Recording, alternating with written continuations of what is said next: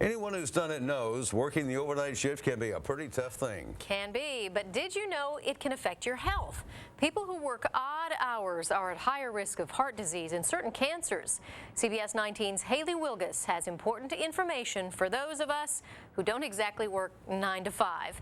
It's tonight's CBS 19 special report. Studies show up to 50% of night shift workers report falling asleep on the job at least once a week. The World Health Organization has even classified shift work as a probable carcinogen.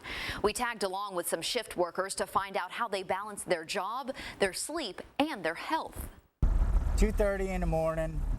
Come in and you get your car ready.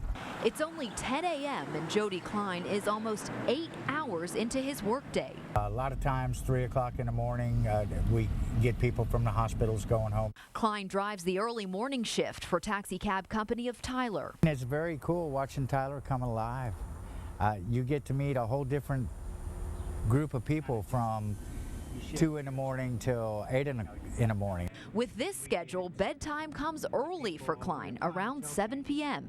He says after 2 years on the morning shift, his body has adjusted, but he still relies heavily on caffeine. I have a pot of coffee before I ever leave the house in the morning, and after about 10 o'clock, I just start drinking Diet Cokes.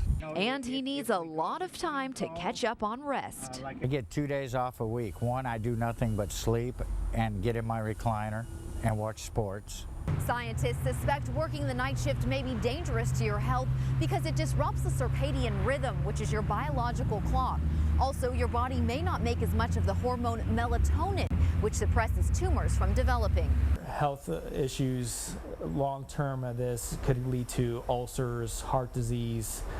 There's higher incidence of substance abuse, depression. Especially dangerous to your health is changing shifts. So this is my schedule for the month of May. That's what Dr. Greg Freimer does. He's an emergency medicine physician at the Mother Frances ER in Tyler. It is probably one of the most difficult parts of this job.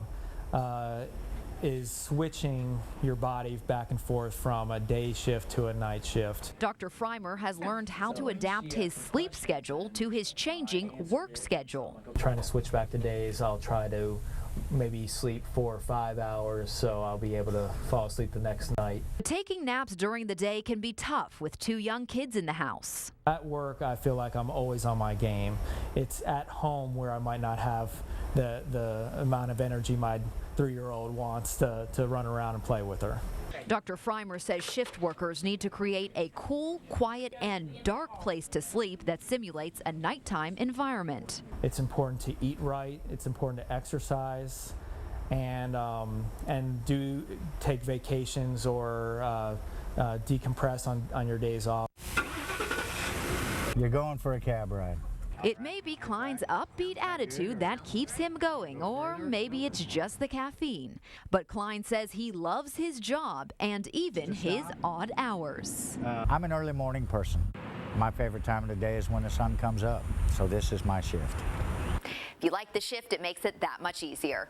Well, sleep experts say if possible, getting 7 to 8 hours of sleep at one time will keep you more rested than breaking it up into a couple of naps. And the balance between light and dark is very important for your body. So experts say no matter when you sleep, do what you can to make sure it's dark, because that rest is so important. Back to you. All right, thank you, Haley. Chuck's taking a nap right now. He's trying to catch up. Now, because of fatigue, the FAA recently changed air traffic controller schedules to allow for more rest between shifts.